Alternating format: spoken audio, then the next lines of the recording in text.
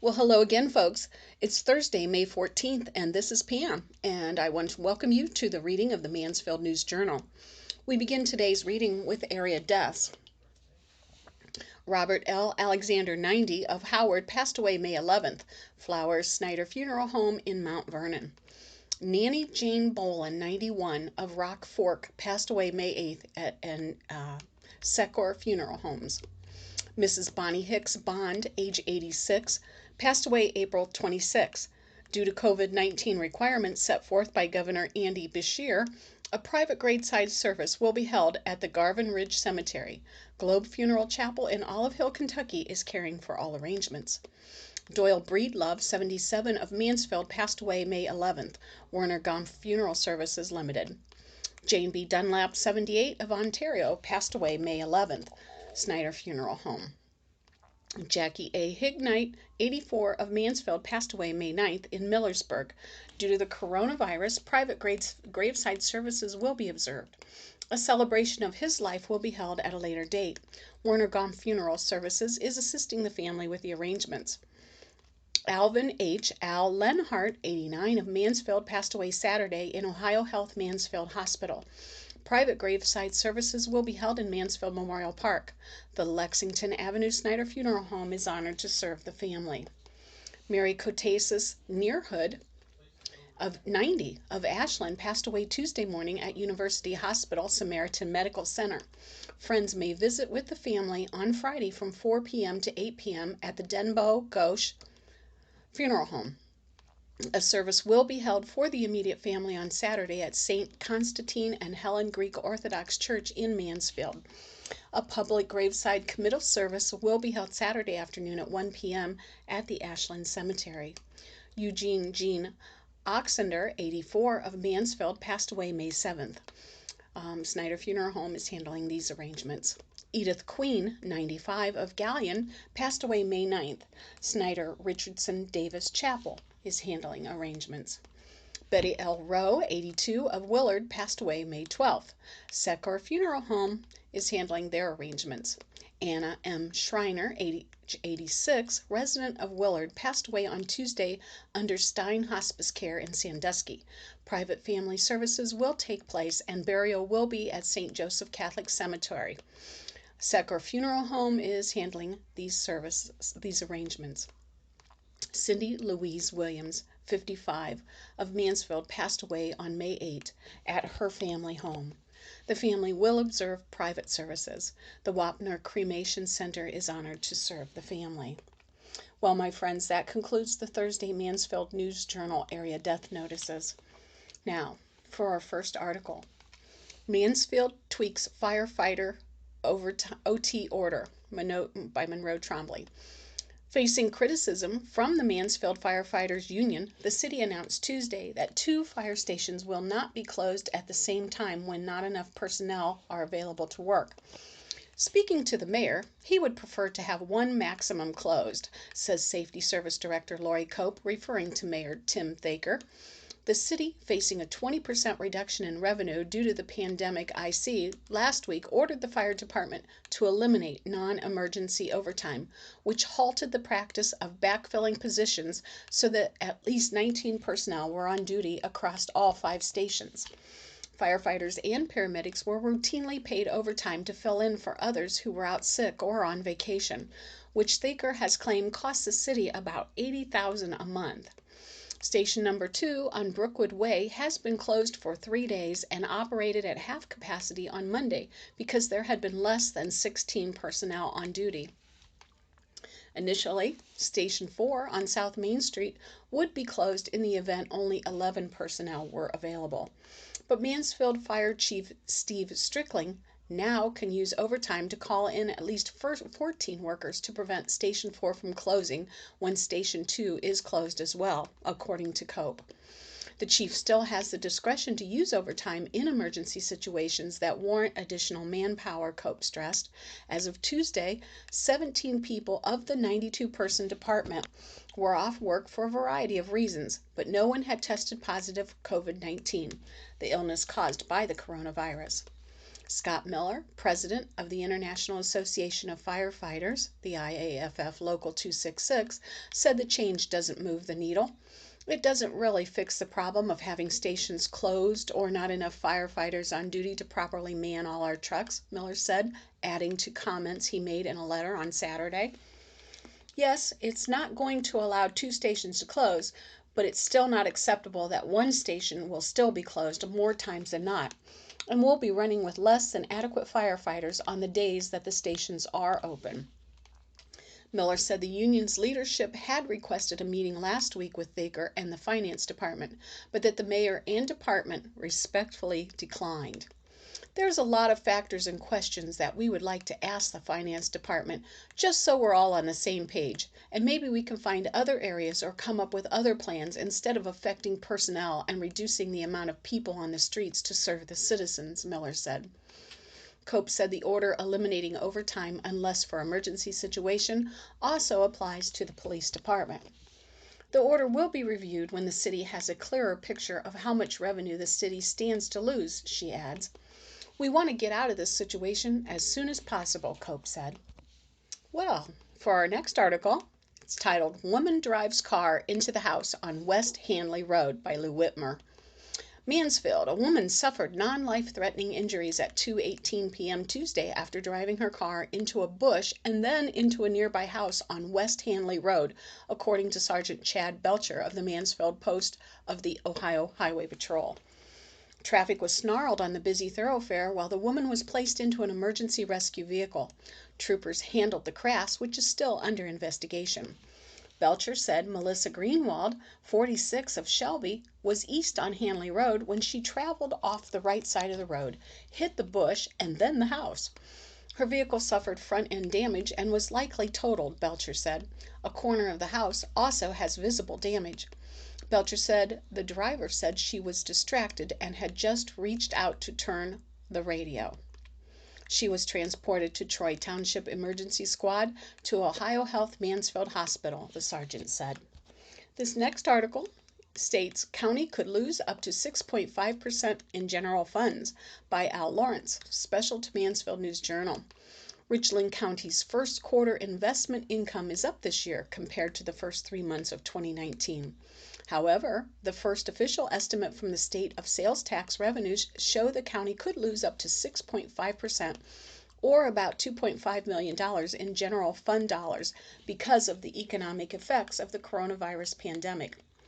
County Treasurer Bart Hamilton told the County Investment Advisory Board and the Richland County Commissioners on Tuesday that he paid $511,697 in general fund interest into the general fund as of March 31st, which is $65,977 more compared to last year. Total interest earned for all funds was $522,401, or $62,371 over a year ago, with the rate of return on investment at 1.95%.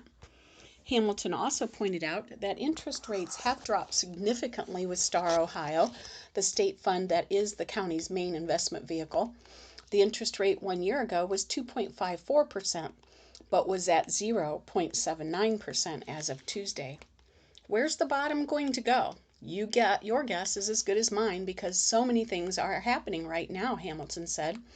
The investments we have made since the end of March, we're trying to get longer-term investments, trying to get as much rate coverage as we can in a declining market. Commissioner Tony Vero, who sits on the advisory board with Hamilton and Commissioner Darrell Banks, reported that the county received the first data as to what the March sales tax collection will be. The Ohio Department of Taxation indicated it will be down about 11%. This could change if this opens up and people start spending their stimulus money and their income tax refunds, but my gut tells me we're probably going to be about 6% short on revenues for the year, Vero said. Commissioners Chairman Marilyn John said she reviewed county data from the 2008 recession, which shows revenues fell 11% from 2008 to 2009. When you factor in the drop in the gross domestic product, or GPD, we're just a little over half the drop of what the GDP was in 2008. So when that in it comes, that doesn't make sense. Hang on. We're just a little over half the drop of what the GDP was in 2008. So when that in it comes close to the 6 to 6.5%, she said. To me, the numbers in that report just back up what we could be looking at, and that's between $2 million and $2.5 million. John called the figures a good start on revenue prediction that will allow commissioners to begin talks with department heads about what needs to be done before the end of the year. Hamilton pointed out that second quarter figures will give officials a better idea of where finances are going. It's May, and things are beginning to open back up in May. And so it will depend on how quickly we get back to any kind of normal semblance of life, and it might depend on restaurants, he said. I'm guardedly optimistic. We just have to see.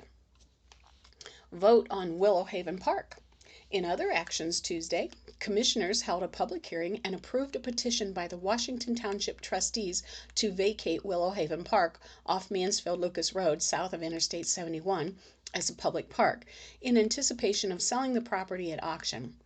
Trustees asked commissioners in November for help in dealing with several tracts of land that were designated by developers as township parks but were never accepted as parks by the township. Tammy Garber, president of the Willow Park Water Association, was concerned about the sale, which is required by state law because the association has a well house building on the property that includes several water tanks. Garber told the board she researched the property title and found documents that indicate the association owns the land. When I became president, I had documents that I showed the trustees from the Mansfield Metropolitan Park Association dating back from 1958. That they gave us the property and we have been taking care of the land, the maintenance of it. She said, I'm afraid, along with other people who live here, that if somebody else comes in and they purchase the land, they can charge us rent for our well house. Commissioners said they will ask the county prosecutor's office to review the documents before they set an auction date.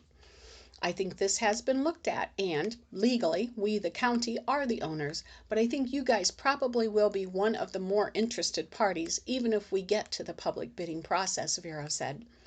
Commissioners also accepted a $458,242 bid from Earthworm Construction, LLC of Iberia for the chip and seal program on county roads this summer. Earthworm submitted the lowest figure of 5 companies that bid on the work, which the county engineer's office estimated would cost $462,133. On a COVID-19 related issue, commissioners responded to a question from Clerk of Courts Lynn Frary, who asked if county employees who go out of state for summer vacations will have to be quarantined for 14 days when they return.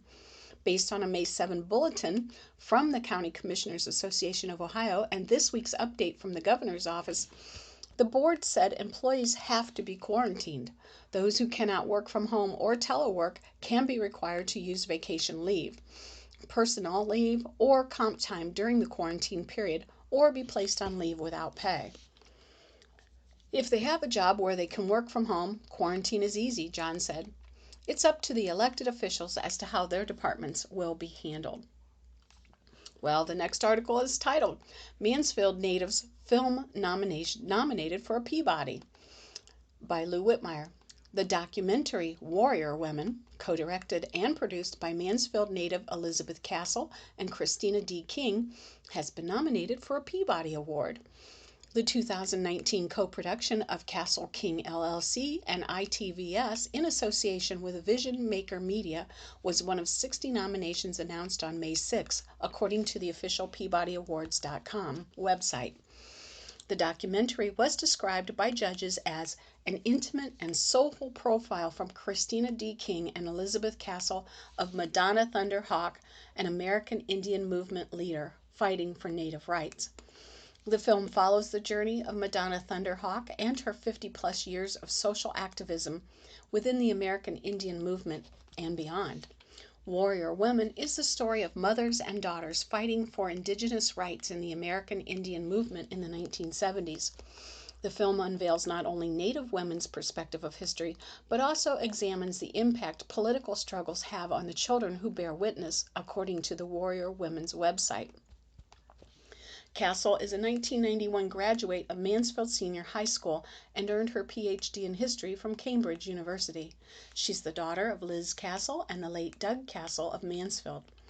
Elizabeth Castle said, "The Peabody is like the thinking person's Oscar. So for me and the women in the film, it's definitely the highest honor. There hasn't been a lot of cause to celebrate or be wildly happy about anything lately. Getting this nomination is a total gift. Just the nomination is pretty much the highest recognition and meaningful validation I can imagine." Peabody announced recently that its annual ceremony, the Peabody Awards, will be postponed from the previously announced date of June 18 in Los Angeles due to the COVID-19 pandemic. Castle said the fact that there is not likely to be a ceremony is fine with her. "I would rather be able to focus my time on the ongoing work that needs to be done right now for the Warrior Women Project. The film was just one piece of a bigger movement," she said. The Peabody Award traces its roots to the late 1930s when radio was rising in popularity. The National Association of Broadcasters formed a committee to establish a prestigious award similar to the Pulitzer Prize for excellence in broadcasting. Lambden Kay, manager of WSB Radio in Atlanta, asked John Drury, dean of the University of Georgia's Grady School of Journalism, to sponsor the award upon the recommendation of Leslie Smithgall, a graduate who worked at the station, according to the Peabody Awards website. The committee named the award posthumously for George Foster Peabody, a Georgia native and successful investment banker whose philanthropic interests included the university. The first awards were issued in 1941 for excellence in radio programming released during the previous year.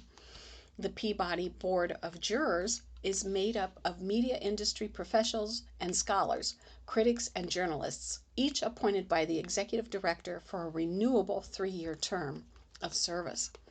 Since 2016, Peabody Awards include 60 nominees, of which 30 are recognized as winners. To receive a nomination and to win a Peabody, a program must be unanimously approved by the jurors. Moving on. Pizza Party!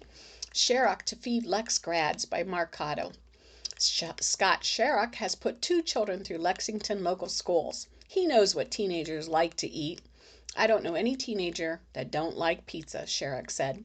Sharrock has run his own insurance agency in the village for 41 years, had pizza in mind when he decided to do something to help the class of 2020, whose senior year has been interrupted by the coronavirus pandemic. Partnering with East of Chicago, Sharrock is providing a coupon for 1 large pizza with 1 topping for each of the 172 seniors in their graduation packets. "I know the seniors have had a tough year," he said. "I want to give the kids something positive that will lift their spirits. God has been good to me. I want to let the Lexington community know that I appreciate them and pay it forward." Tessa Gerhardt is the class president for this group of graduates. "On behalf of my whole class, this is awesome," she told Sharrock. "Lexington is a great place to grow up. It's made these hard times easier with all the support we get from the community." Gerhardt has qualified for state in 3 sports: cross country, swimming, and track. Spring sports were wiped out when Governor Mike DeWine ordered schools to be shut down for the remainder of the year. "It's been tough, super tough, though," Gerhardt said. "Track's my favorite sport." Fortunately for Gerhardt, she will get the chance to return to competition in college. She's attending Denison University, where she plans to study communications and pre-law. "My dream job is to work in professional sports," Gerhardt said. Noting seniors finish next week, Gerhardt said remote learning has been difficult. Students get assignments Monday through Thursday, with Friday serving as a makeup day. "It's something we had to adapt to," she said. "Lexington has made it as easy as it can be, I guess." For example, Gerhardt said her English teacher held a Zoom conference to help the class with the biggest paper of the school year. She missed that day-to-day interaction. Sharrock has been a staunch supporter of the district, providing supplies to different schools. He also is known for putting together a live nativity scene for the village annual Light Up Lexington celebration. In addition, each year he holds Customer Appreciation Day, complete with a meal for his clients. "This year we couldn't do it because of the coronavirus," Sharrock said. Providing pizza for the senior class was the next best thing. Outside of East Chicago, Sherritt asked Gerhardt what she expects when we finally get past the pandemic. "It's going to be hard to go back," she said. "We're going to have to get a new normal." Well, our next article is titled "Shelby Schedules Graduation Ceremony for May 23rd" by Mark Cottle. The school district's graduation will take place on the feel of a drive-in movie. Shelby has scheduled graduation for noon, May 23rd, at the high school. The start time can be moved back until as late as 6 p.m. in case of inclement weather. The rain date is 1 p.m., May 24th. In case of bad weather both days, graduation will be held in the high school gym at 3 p.m., May 24th. To maintain social distancing during the coronavirus pandemic, the graduates and their families will be assigned a parking spot in front of the high school. The graduate, along with 2 family members who will present the diploma, will be allowed out of their cars to come to the stage. "Our parking lot has enough spaces for all the graduates," high school principal John Gies said. Class valedictorian Morgan Grove likes the idea. "I'm glad that we all get to see each other," she said. Guys said school officials ran the idea by the health department for approval. In past years, graduates chose a favorite teacher to present their diploma.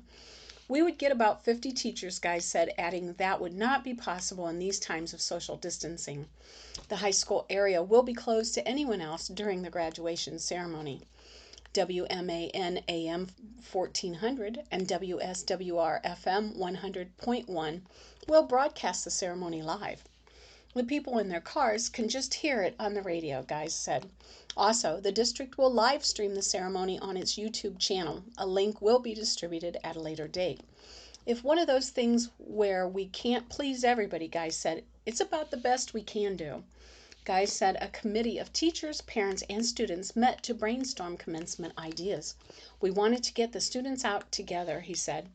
The principal noted many community members normally attend graduation even if they don't have a student receiving a diploma. After the ceremony, Shelby Police will lead the graduates on a parade through downtown along with a number of neighborhoods. "It will be something that we'll always remember that other classes didn't have," Gove said of the parade. She'll also remember her lifelong friends and her bond with teachers, whom she said are very interactive with students.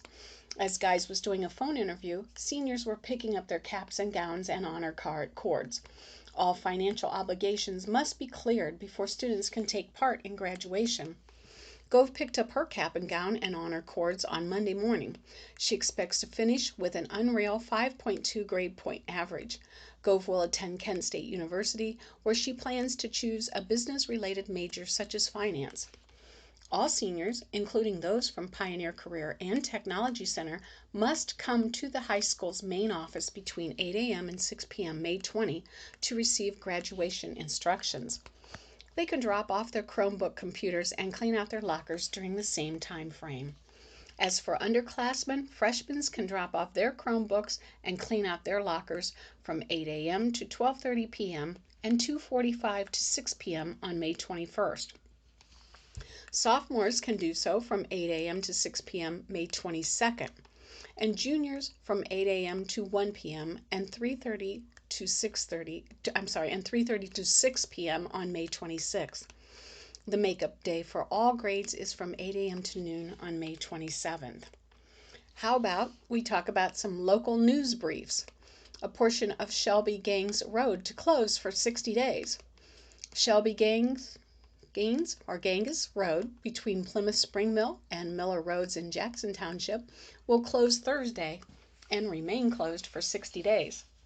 The closure will allow for a bridge replacement. Spring Mill Drive-In opens this weekend.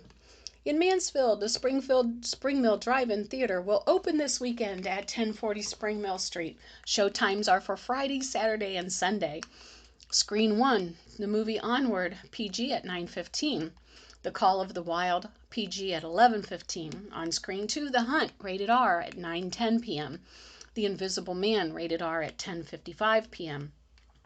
Admission is $10 for adults and $5 for children on Friday and Saturday. Admission is $8 for adults and $4 for children on Sunday.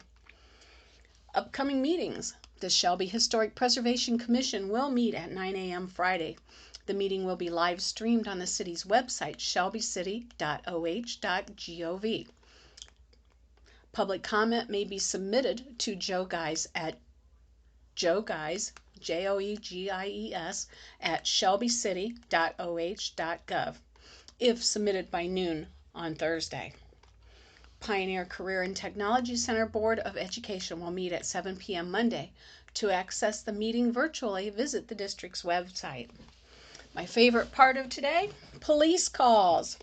On the 400 block of Davidson Street, a 61-year-old woman Sunday told officers someone stole her TV. On the 100 block of South Diamond Street, officers took a 28-year-old woman and her 39-year-old live-in boyfriend to jail. She on a charge of domestic violence and he on an active felony warrant Sunday following a domestic altercation. Steinman Drive. A 62-year-old man Sunday told officers someone dumped 2 couches and trash on city property at the end of Steinman's Drive. 300 block of Davidson Street. A 40-year-old man Sunday told officers he saw a truck on Facebook for sale for $2,000. He sent a message via Facebook saying he was interested in the truck and was told to contact a Maria Hill via email. He did and was told to send $2,800 in eBay cards to make the purchase of the truck. He was told the $800 was for a protective plan. He purchased the cards and sent the cards numbers via email to Maria. He was told that the truck would be delivered between 8 and 11 a.m. Sunday, and he has not heard from Maria since. And he probably never will. Ohio Health Mansfield Hospital, 335 Glessner Avenue. Officers took a 25-year-old man to jail on a charge of disorderly conduct after he refused to stop yelling and cursing in the emergency room. He was told if he did not stop his turbulent behavior, he would be arrested. He said he'd rather go to jail.